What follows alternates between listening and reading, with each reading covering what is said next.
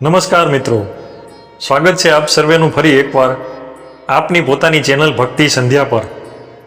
મિત્રો, શું તમે ક્યારેય ધ્યાન આપ્યું છે કે ઘણા લોકો જ્યારે રસ્તામાંથી પસાર થાય છે અને મંદિર દેખાય છે ત્યારે તરત જ હાથ જોડીને ભગવાનને પ્રણામ કરે છે। કેટલાક લોકો ગાડી પર હોય તો પણ થોડું માથું ઝુકાવી દે છે। કેટલાક લોકો દૂરથી જ ભગવાનનું નામ લઈ લે છે। પરંતુ મિત્રો, શું તમે જાણો છો કે આ નાનકડી લાગતી ક્રિયા તમારા જીવન પર કેટલો ઊંડો પ્રભાવ મૂકી શકે છે? શું માત્ર મંદિર જોઈને કરેલ એક પ્રણામ ભાગ્ય બદલી શકે છે? શું શાસ્ત્રોમાં તેના વિશે કંઈ લખાયું છે? તો મિત્રો, આજે આપણે જાણવાના છીએ એક એવું રહસ્ય કે જે કદાચ તમે પહેલાં ક્યારેય સાંભળ્યું નહીં હોય। તો વિડીયોને અંત સુધી જરૂરથી જોતા રહેજો અને જો વિડીયો સારો લાગે તો એક લાઈક કરીને ચેનલને સબસ્ક્રાઈબ કરી દેજો। મિત્રો, ઘણા લોકો મંદિરને માત્ર એક બિલ્ડિંગ સમજે છે, પરંતુ સનાતન ધર્મમાં મંદિર માત્ર પથ્થર કે સિમેન્ટથી બનેલી જગ્યા નથી।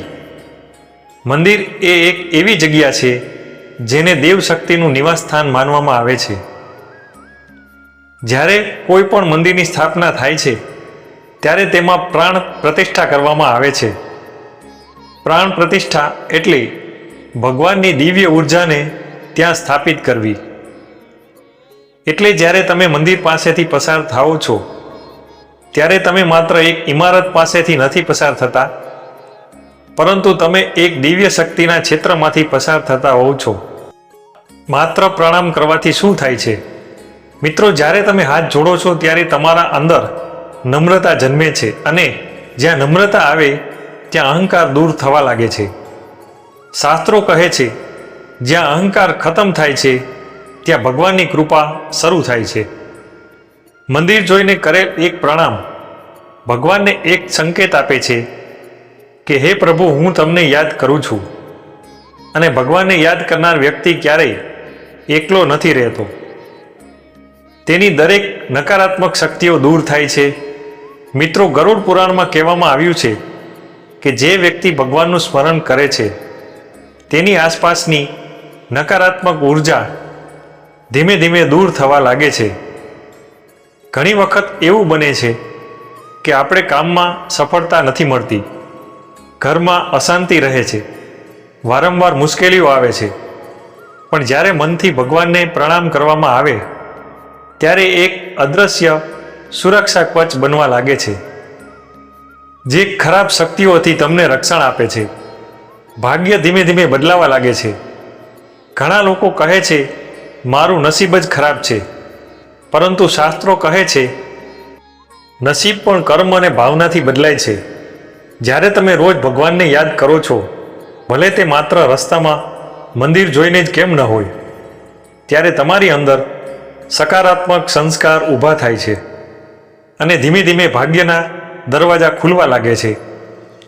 ક્યારેક અચાનક સારા સમાચાર પણ મળે છે, અટકેલું કામ પૂરું થાય છે અથવા જીવનમાં નવી તક મળે છે।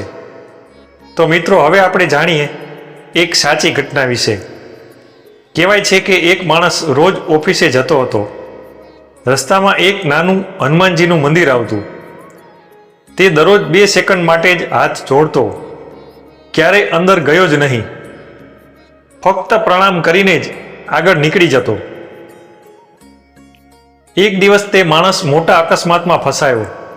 તેની ગાડી સંપૂર્ણપણે તૂટી ગઈ, પરંતુ આશ્ચર્ય એ વાતનું હતું કે તેને એક નાનો સરખો સ્ક્રેચ પણ ન આવ્યો। ત્યારે એક સંતે તેને કહ્યું, બેટા, તારા રોજના એ 2 સેકન્ડના પ્રણામનું પુણ્ય આજે ભગવાને તને પાછું આપી દીધું। ભગવાન ભાવના જુએ છે, સમય નહીં। ઘણા લોકો કહે છે, અમારી પાસે મંદિર જવાનો સમય નથી, પરંતુ ભગવાન સમય નથી જોતા, ભગવાન તમારી ભાવના જુએ છે। જો તમે દિલથી એક ક્ષણ માટે પણ ભગવાનને યાદ કરો તો એ યાદ વ્યર્થ જતી નથી। મિત્રો, ભગવાન શ્રી કૃષ્ણએ ભગવદ્ ગીતામાં કહ્યું છે, જે ભક્ત પ્રેમથી મને યાદ કરે છે હું હંમેશા તેની સાથે રહું છું. એટલે રસ્તામાં કરેલા એક પ્રણામ પણ ભગવાન સુધી પહોંચે છે અને તેનાથી આપણે ઘણા ફાયદાઓ પણ મળે છે. જેમ કે ઘરમાં સુખ શાંતિ વધે છે. જ્યારે વ્યક્તિ ભગવાન સાથે જોડાય છે ત્યારે તેના વિચારો પણ બદલાય છે, ક્રોધ ઓછો થાય છે, વાણી મધુર બને છે અને આવી વ્યક્તિ જ્યાં રહે છે ત્યાં શાંતિ વધવા લાગે છે. ઘરમાં ઝઘડા ઓછા થાય છે, માનસિક તણાવ ઘટે છે અને પરિવારનું વાતાવરણ સકારાત્મક બને છે. મિત્રો, આ આદત બાળકોમાં પણ સંસ્કાર ભરે છે. જો માતા પિતા રસ્તામાં મંદિર જોઈને પ્રણામ કરે છે તો બાળકો પણ એ જ શીખે છે અને ધીમે ધીમે તેમના મનમાં પણ ભગવાન પ્રત્યે શ્રદ્ધા ઊભી થાય છે. આજના સમયમાં સૌથી મોટી જરૂર છે સારા સંસ્કાર અને ભગવાનની પ્રાર્થના અને પ્રણામ. મિત્રો, આ પ્રયાસ સંસ્કારની શરૂઆત બની શકે છે. મિત્રો, આ વિશે શાસ્ત્રોમાં શું લખ્યું છે? સ્કંદ પુરાણમાં લખાયું છે કે જે વ્યક્તિ દેવસ્થાન જોઈને ભક્તિભાવથી નમે છે તેના ઘણા અજાણ્યા પાપો ક્ષીણ થવા લાગે છે અને તેને પુણ્યની પ્રાપ્તિ થાય છે.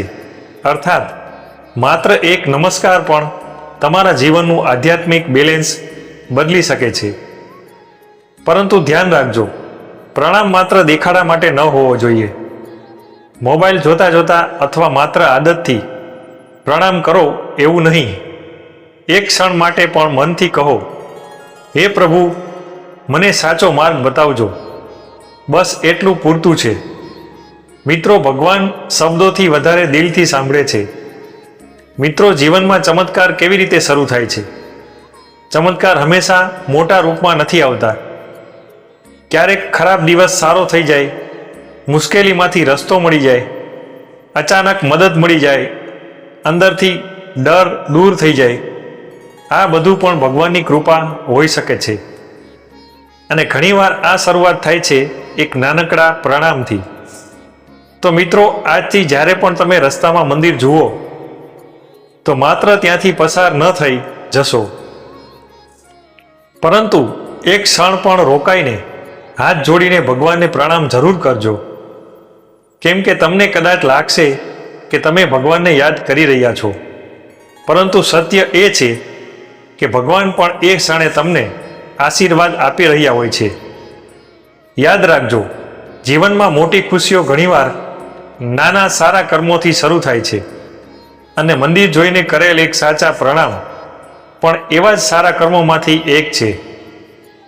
મિત્રો, જો તમને આ માહિતી ગમી હોય તો વિડીયોને લાઈક કરો, ચેનલને સબસ્ક્રાઈબ કરો અને બેલ આઇકન જરૂરથી દબાવો. મિત્રો, અમે આ ચેનલ પર આપને ઉપયોગી અને પ્રેરણાદાયી વિડીયો અપલોડ કરતા રહીએ છીએ. જો ક્યાંક શરત ચૂકથી પણ કોઈ ભૂલચૂક થઈ જાય તો અમને માફ કરશો. તેનો અર્થ એવો ક્યારેય નથી કે આપની લાગણી દુભાવવી. મિત્રો, આપ જો કોઈ વિશેષ ટોપિક પર વિડીયો જોવા માંગો છો તો આપ અમને કોમેન્ટ બોક્સમાં જણાવશો. અમે જરૂરથી પ્રયત્ન કરીશું. તો મિત્રો, ફરીથી મળીએ એક આગામી પ્રેરણાદાયી અને આધ્યાત્મિક વિડીયોમાં. ત્યાં સુધી અમને રજા આપશો. આપ અને આપના પરિવારની મહાદેવ સદૈવ રક્ષા કરે અને સુખ સમૃદ્ધિથી ભરપૂર કરે તેવી મહાદેવના ચરણોમાં પ્રાર્થના. મિત્રો, જો આપ મહાદેવના ભક્ત હોય તો કોમેન્ટમાં જરૂરથી હર હર મહાદેવ લખી દેજો.